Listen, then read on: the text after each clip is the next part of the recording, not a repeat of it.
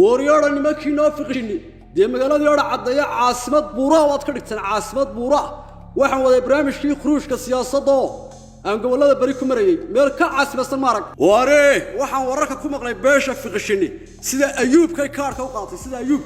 ayay doorashada ugu diyaar garowday soo xildhibaanadiinni iyo wixii diyaar ma aha doorashada si buurbuuran u gali maysan sanadka maanta aad igu warramaad fiqishinow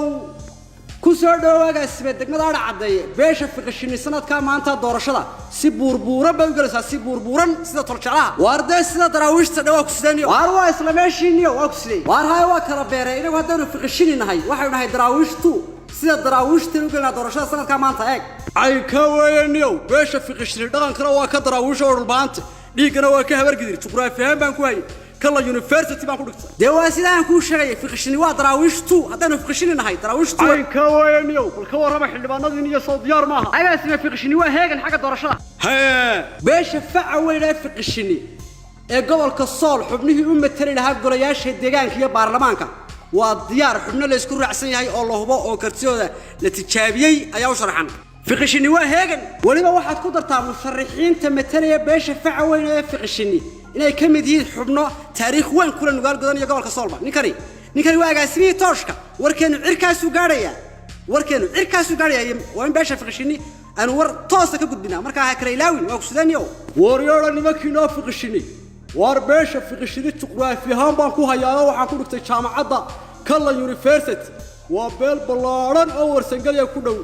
oo degta ara caddeeye geel caseeye galgaduud ilaa cadaado ee waxaad iga warantaan xisbiga soo kii shimbirta lahaa maaha kii shimbirta lahaa haa fiqishini xisbiga shimbirta lagu ka sharxay ya cisag haye fiqishini markuu sool joogana ka shimbirta lagu ka sharxay xisbiga shimbirta leh markuu talaabo galgaduudga mudug gaadhana ka waadale haye fiqishini waa reer ballaaran oo waliba laba xisbi kaga jira qaaradda Afrika wadani baarti iyo wada jir baarti warkan doonaya waa wadani baarti iyo wada jir baarti allah hayay ore fiqishini waa reer ballaaran oo qaaradda laba xisbi kaga jira wadani baarti iyo wada jir baarti iyo labada Cabdiraxmaan ware anoo yar baan maqli jiray fiqi tolkii kama jana tago show mahmaahdu waxay ahayd fiqishini tolkii kama jana tago ware wada jir baarti waa xisbi habad allah haya oo miyaadan ogeyn mahmaahda fiqi tolkii kama jana tago waxay ka timi fiqishini tolkii kama jana tago fahmay fiqishino ware fiqi dhurdow agaasinaha waxaad ugu dartaa warbixinta taariikhda faca weyn iyo siyaasadda fiqishini ay ku leeyihiin gobolka sool iyo guud ahaan nugaalba waar waa sax wixii la wax xasuus agaasina haddaynu dib ugu yaro noqono siyaasadda beesha fiqishini iyo gobolka sool iyo nugaal godan beeshu sanadkii 1964 ilaa 2021 muddada qarniga ah beeshu waxay gobolka sool iyo degmada Laascaanood ka ahayd maayir ku-xigeenka ka soo bilow taariikhdii u horeysay ee ay gole deegaan yeelato degmada Laascaanood maayir ku-xigeenkii u horeeyay sanadku markuu ahaa 1964 wuxuu ahaa warsamo dheer oo beesha fiqishiniya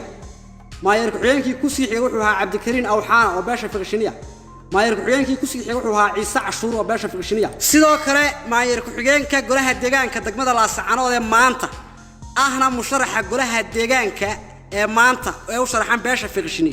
Cabdi Maahir Cashuur ahna musharaxa kaliya ee haysta aqlabiyadda iyo codka beelweynta fiqishini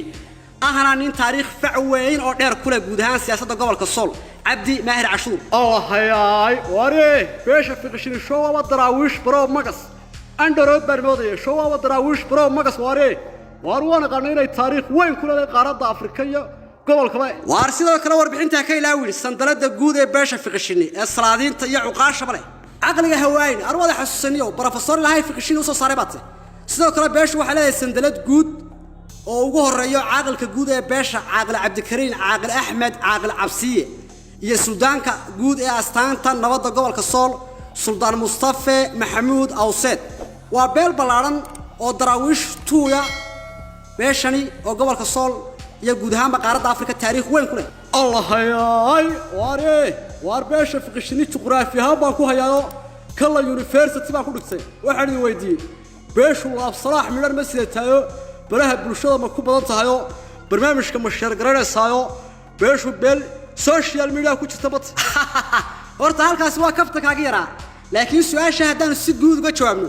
guud ahaan beesha habargedir baraha bulshada way ku badan tahay oo boqolaal milyan baa ka isticmaala laakiin gaar ahaan beesha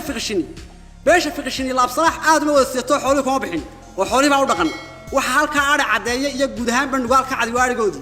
لكن ده ولا الله يا باشا إذا جوده هبر قدر أيها برامج كنا شهر كرنا وارعين كوا يفق الشنو وافق التلكي كما تنطقوا معناه الوحويان فق الشني التلكي كما تنطقوا